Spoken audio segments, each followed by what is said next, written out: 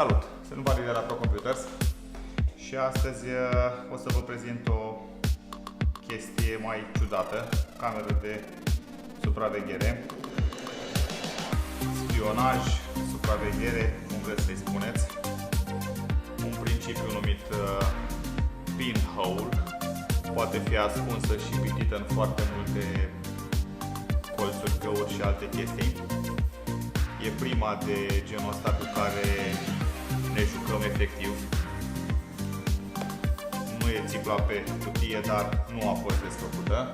O desfacem acum și vedem împreună ceea ce găsim.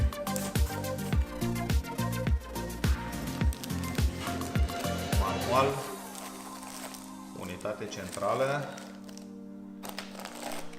sisteme de fixare. Și unde este camera? Surpriză! E atât de mică încât nu am găsit-o inițial în cutie. Și șurubăra. Bun. Este o cameră extrem de performantă din ce am citit. De mulți megapixeli sau alte nebunii care vor cu toții să vadă la ora actuală. E o cameră mai mult inteligentă, ca să zic așa. Aici avem manualul, trebuie să facem un pic de loc frumos, să desfacem pe rând tot. Avem manualele, un CD cu softuleț, nu știu câtă lume îl mai folosește, merge cu softurile clasice. Quick User Guide, arată câteva chestii de bază aici care sunt cam peste tot. Este cu IP-ul default pentru cei care au probleme în partea de configurare. Engleză. Practic în engleză sunt două pagini mari și la partea asta și partea asta respectiv cu german. Într-adevăr e quick. Chiar quick. Ok, îl dăm deoparte. Aveți aici QR-ul pentru a fi adăugată în aplicație.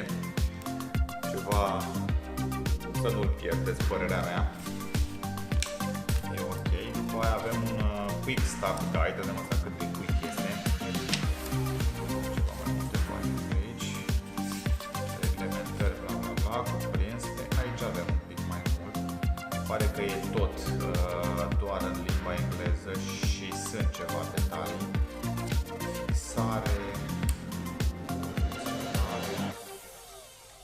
E ok. Nu-l mai prezentăm pe ăsta că e prea mult CD-ul și am terminat cu astea.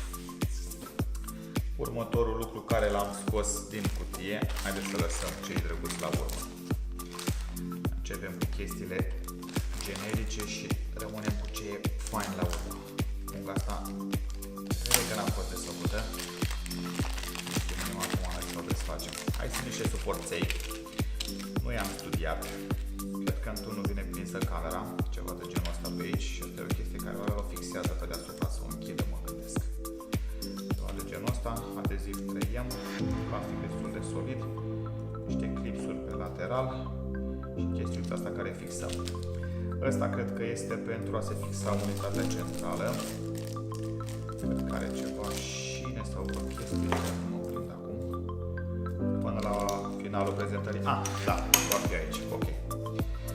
Practic, în setul de șuruburi, pe spatele ei va fi prins partea asta metalică, pe spatele unității centrale, care ulterior se va băga în chestiuța asta de plastic, ca o șină și putem să fixăm frumos tot. Atât, nu vă mai plictisesc. Unitatea centrală. Wow! Nu știu dacă vă dați seama după sunet, dar e foarte compactă, foarte solidă, carcasă metalică. Îmi place foarte mult.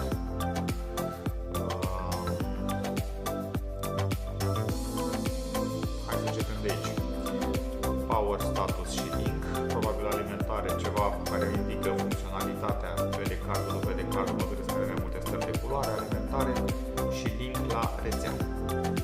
De desubt aici pe partea asta avem un buton de reset, mofă de alimentare 12V, partea de rețea care poate fi și PoE, scrie LAN și PoE aici. Așa.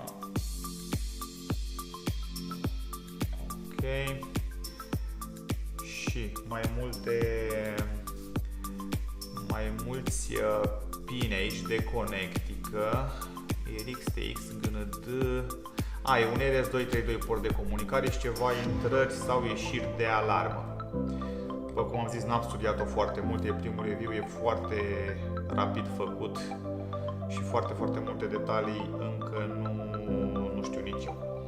Avem audio in, audio out, putem conecta un microfon, în general așa funcționează camerele și NVR-urile IP care au in și out. Se poate transforma într-un mic two-way audio, adică un audio in și un audio out, punem un microfon, punem un difuzor, auzim, în anumite cazuri merge și stocată, registrarea audio în anumite cazuri nu, după care aici putem pune un difuzor, dacă dorim în aplicație, deschidem two-way communication, vorbim în telefon și suntem auziți în speakerul pus unde este camera. Aici din 1 probabil că va intra camera. Ok, aici avem un slot de card microSD pentru stocare. E un card, de exemplu, îl punem și îl scoatem, să fie frumos.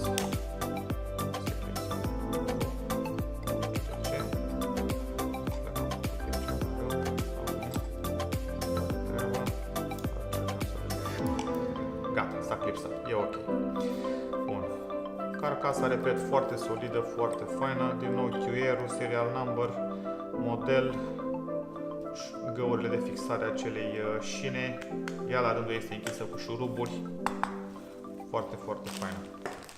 Bun, mergem mai departe la partea principală. Camera. Camera.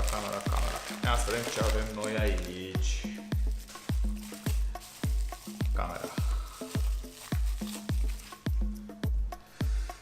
Camera 3,7 mm, codul de produs, e o chestie foarte fină. Nu știu cât reușesc să vă arăt în cameră. Să mai venim și cu niște poze.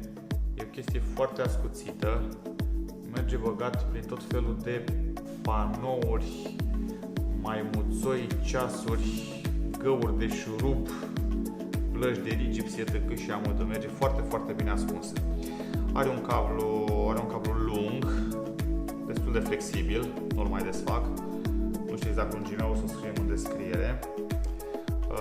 Mufa, e un soi de mufă de net, dar varianta de telefon veche cu 4-6 pini, care dacă nu greșesc intră aici. Foarte tare, foarte fain. E metal, full metal carcasa.